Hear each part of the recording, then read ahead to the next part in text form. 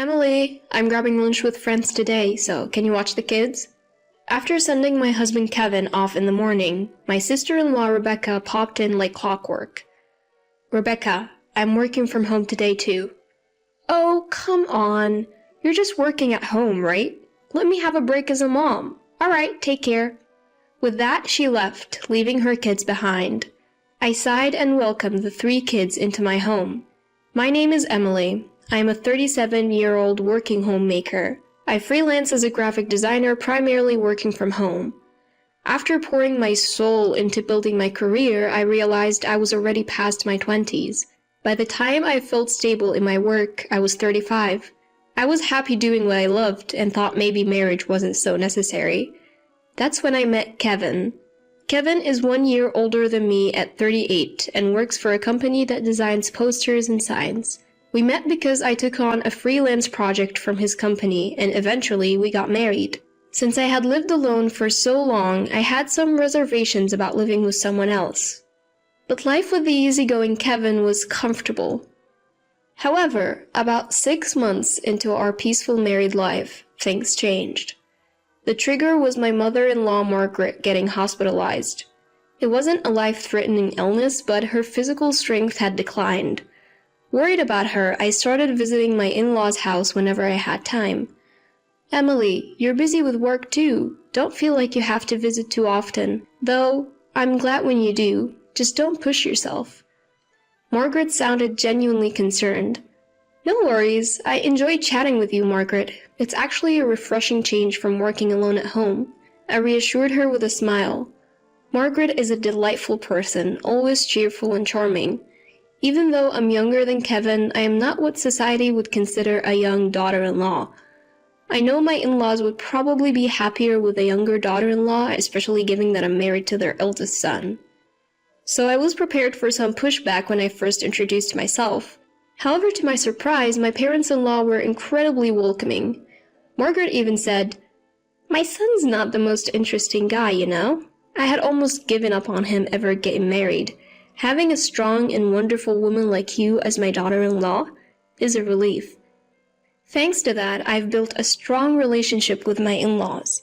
So, given that Margaret was ill, I had no reservations about visiting my in-laws' house this time around. But there was one issue. It was about Rebecca, my sister-in-law. Rebecca is Kevin's younger sister by 6 years, married 8 years ago, and has 3 kids.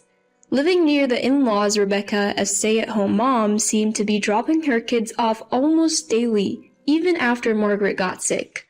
Having the grandkids around is great, and Rebecca needs a break too, but having them here this often is a bit much, especially when I'm not feeling well. Margaret mentioned one day. Rebecca, dropping off her kids, responded, "Well, wouldn't having kids around cheer you up?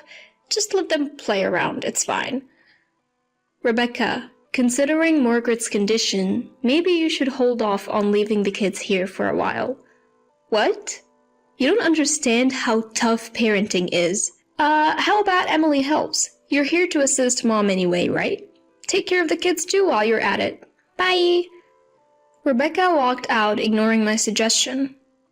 Emily, I'm so sorry. I've spoiled her too much, and this is the result. You should get back to work. Don't worry about me. No, but... Looking at the kids racing around inside, I debated going back home, but eventually decided to stay until Rebecca returned. It was only 10 a.m., and Rebecca should be back by 3 or 5 p.m. at the latest, giving me enough time to cook dinner before Kevin comes home. However, Rebecca didn't return until after 7 p.m. Sorry, I got a bit delayed. Oh, Emily, you're still here. You must have a lot of free time. Bye. Wait, Rebecca, how about saying thank you? Margaret chided Rebecca, who was about to leave. Oh, give me a break. I'm too old for lectures. Bye. Rebecca took the kids and left without a word of gratitude. Both Margaret and I stood there in disbelief. One day, Rebecca suddenly said, "Can you take the kids shopping for clothes? They grow up so fast. They need new clothes. I have a doctor's appointment today. I can't." Margaret looked bewildered at Rebecca's sudden request. I don't see why you can't just reschedule your doctor's appointment. I need you to go shopping today. I'm meeting my mom friends tomorrow and I don't want the kids looking shabby. Don't you feel sorry for them? Why can't you go yourself? Why do I have to go? Even the usually gentle Margaret raised her voice. I've got my own preparations to do. If you won't go, Mom, then maybe Emily can. Suddenly Rebecca turned to me, who had been silently observing. What? You're always pushing things onto Emily. Fine, you go, Mom. In the end, Margaret gave in to Rebecca's stubbornness, and so Margaret rescheduled her doctor's appointment and took the kids shopping. Days went on like this until Margaret finally broke down from exhaustion. I rushed to my in-laws' house when I heard the news. When I got there, Rebecca was already present. I thought she might be apologizing to Margaret, but she wasn't. When Margaret said, "Rebecca, I'm really tired. I don't think I can take care of your kids for a while," Rebecca exclaimed, "What? Seriously? You're just a little tired. I'm not asking you to take them anywhere, just watch them at home." She had the audacity to say that to Margaret, who lay weakly in bed. "Rebecca, that's too much." "What? Okay, fine. Why don't I just leave them with Emily from now on?" What? Exactly. You can relax, Mom, and I won't have to change my plans. Problem solved. Rebecca sounded as if she had come up with a brilliant idea. "No, I can't take care of them alone." Then I guess we have to rely on Mom. You pretend to care, but you won't actually do anything. Pressured by Rebecca, I reluctantly agreed to take on the task. The next day, Rebecca really did drop off the kids. What's more, she always came after Kevin had left for work, perhaps to avoid any confrontation. I couldn't discuss it with Kevin since I had already agreed to it, but taking care of 3 kids turned out to be more challenging than I had imagined. Not only did I have to prepare lunch, but I also had to manage their constant requests for snacks. The kids were running around, making it impossible for me to concentrate on my work. Since we live in an apartment, not like the spacious in-laws' house, I was always worried about receiving complaints from the neighbors. On this day, I had invited an old friend from art school over. I was still looking after Rebecca's kids, and it was hardly the right time to have someone over, but I needed to talk to someone. So I invited this friend who I've known for a decade. "Looks pretty hectic, huh?" my friend says as she watches the kids run around. "Yeah, it does." Pouring coffee, I reply in a tired voice. "What about Kevin? He doesn't know about this?"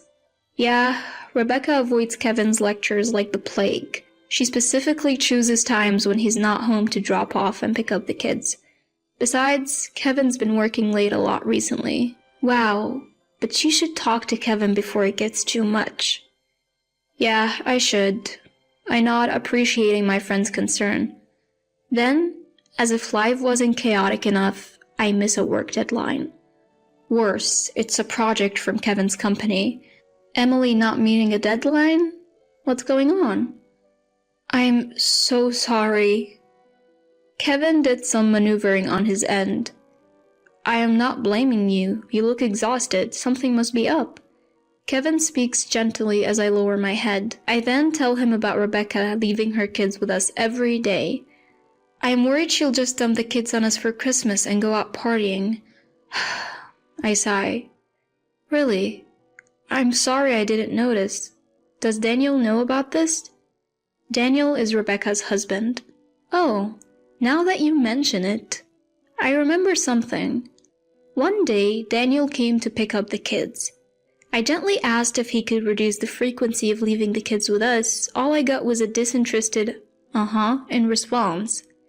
It was surprising considering Daniel's reputation as a straight-laced government worker. Thinking back, something else had been bothering me. For lunch, I couldn't keep serving only supermarket-bought lunches and frozen meals, so I'd been making simple homemade dishes, and I noticed that the kids would devour the food every single time. There are definitely some things to be concerned about. Maybe it's time to dig a little deeper. Hearing my thoughts, Kevin said as much, and then reached out to a certain individual. "Christmas comes around.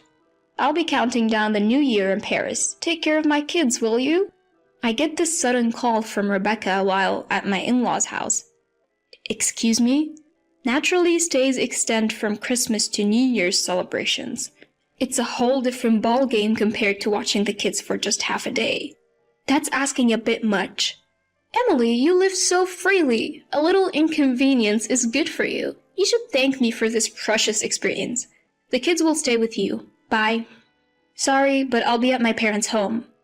Even so, she vents at me and hangs up. I sigh and make a call. A few days later, what the heck happened? Explain.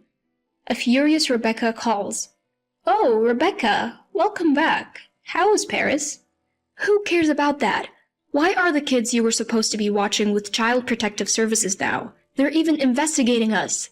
After hearing my story, Kevin reached out to a friend who works in the same office as Daniel to find out what's been going on with him recently.